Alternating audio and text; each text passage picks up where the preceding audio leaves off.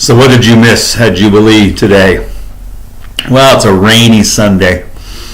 And you missed us gathering to bless and celebrate our siblings who are marching today in Pride Parade, who will not let the rain put out their light.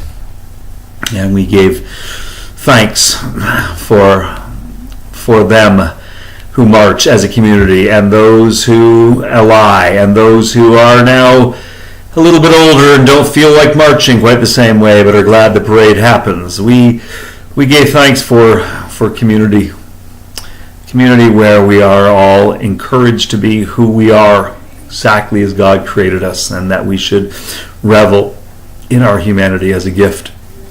We did that today. We heard the story of David and Goliath.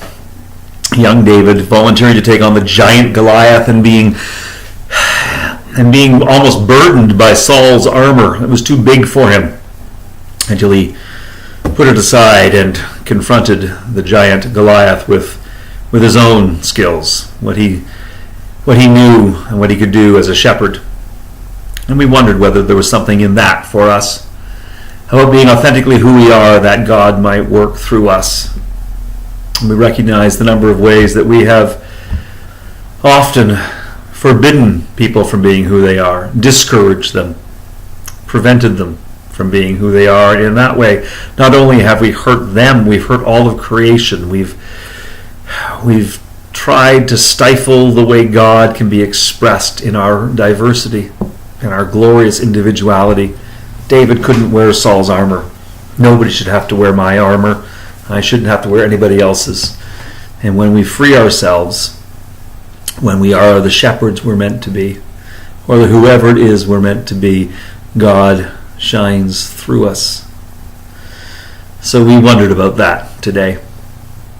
We also listened to Mark's Gospel and heard the story of the storm and the boat being tossed about and the apostles being terrified and Jesus being asleep. And they woke him and Jesus stilled the storm. And so we wondered about that a little bit. Is this a story that just shows us once and for all that God and Jesus are at one with not just us but creation? The communion means not just with people like us but with all of creation. We see it because Jesus can stop a storm. Jesus, through God, is at one with all of creation. Boy, does that make Jesus great. So we wondered about that, but then I wondered, on a rainy day like today, in a time when our hearts have been just torn or at least bruised by the news that goes on of children being separated from parents, from harsher and harsher attitudes towards immigration, in a time of anger towards people who aren't like us, whoever us may be in that moment, in the time of children being shot, in a time of personal struggle where each and every one of us have things. And on a gray, rainy day, wouldn't it be nice just to have a cup of tea? Today I preached a cup of tea. And I'd wondered if that story isn't really a cup of tea. You know, that cup of tea a friend gives you that makes you feel welcome, that slows the world down and makes you just feel better. That cup of tea that just slows you and warms you and makes you aware that you're not alone. You have a friend. You might even recognize God's presence. Perhaps that's what the story of the storm and Jesus calming the storm is really about. How faith, the awareness of God's presence, calms storms. We wondered about that. And I thought about the times when my faith has made a difference to me in the storms of my life, and just the calm that it brings, the sense of, we've been here before, we're going to come through this, it's going to be okay. We acknowledge too that cup of tea, much like faith, is something that we share with others, that we can be a cup of tea for other people. We can offer the cup for you. We can promise each other. There are moments when your faith is failing and mine may carry you, or my faith just isn't there because I'm hurting too much, but your promise of faith carries me through. I talked about sitting with friends on their on their deathbed and being sad, and yet in that moment their faith is such that they're calm and they're okay, and in my grief and in my shakiness I find strength and comfort in their faith.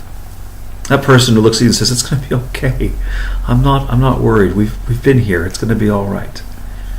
So we recognize that our faith calms us, but also it's something we can offer others, and others can offer us as a community. We can find that way of calm, and that we can recognize God's presence. And in that, be ready for what comes next. So by the end of the service, we had prayed our hearts out for all the hurt in the world and all the personal disappointment. We also prayed in joy for the wonder of being part of creation and the joy that comes from being community and being able to be a cup of tea for another person.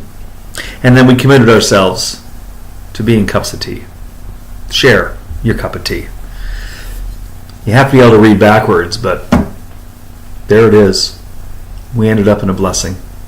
And even though we missed you, we blessed you and look forward to seeing you whenever we can. Until we do, God bless. Be well.